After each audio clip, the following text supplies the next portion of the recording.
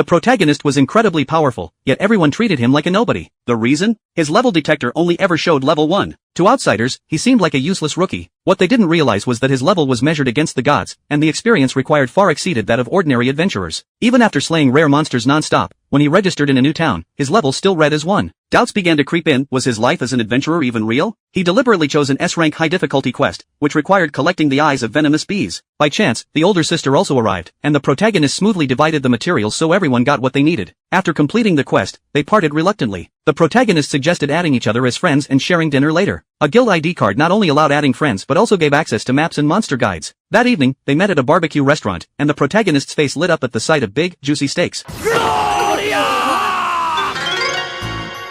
では、ツイーゲーの帰還と我々の出会いに乾杯！では早速、この見た目で青汁味だったら切れますけどね。